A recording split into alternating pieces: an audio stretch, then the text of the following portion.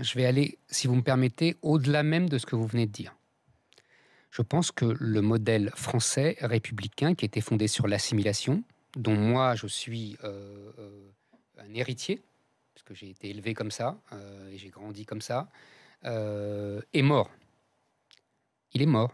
Il a été tué à la fois par le nombre dont je parlais tout à l'heure, par la volonté de ghettoisation, et aussi, mais ce n'est pas ce que vous croyez, par la volonté de nos élites de le bazarder. Nos élites n'en veulent plus pour des raisons à la fois économiques, mais je vais y revenir si vous voulez. Ça se voit pas, Nos élites n'en veulent plus pour des raisons économiques, et j'en parlerai si vous voulez, et pour des raisons philosophiques. Mais je finis ça. Je pense que vous avez tout à fait raison. Nous sommes d'ores et déjà dans un système multiculturaliste, avec des communautés qui s'organisent. C'est ce que j'ai dit tout à l'heure. Je pense qu'il y a des tas de quartiers de banlieue aujourd'hui où on n'en est plus en France. Non, ce n'est plus la France pour moi. Mais vous avez le droit de ne pas être d'accord. Mais pour moi, ce n'est plus la France. Les enfants vont à l'école de la République. Non, écoutez, pour moi, ce n'est plus la France. Écoutez, j'ai grandi dans l'un de ces quartiers que vous appelez ne plus être la France, et j'ai été à la même école que les autres. J'ai eu le même programme scolaire, le même collège unique.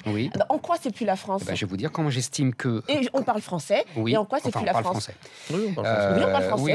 Oui, on parle français. Ce n'est plus la France parce qu'il n'y a plus l'ordre. Si vous voulez, l'ordre ne repose plus sur l'État français. Il n'y a plus de culture française, il n'y a plus de valeurs françaises. L'école est le dernier rempart, et d'ailleurs, elle est submergée par les mouvements islamiques qui tentent de la désosser de partout, qui font des pressions, qui essayent de ne pas mettre leurs enfants à l'école. Il y a des pressions folles pour que les profs n'enseignent pas certaines choses, qu'on n'enseigne pas Madame Bovary, qu'on n'enseigne pas Voltaire, qu'on n'enseigne pas la Deuxième Guerre mondiale, etc.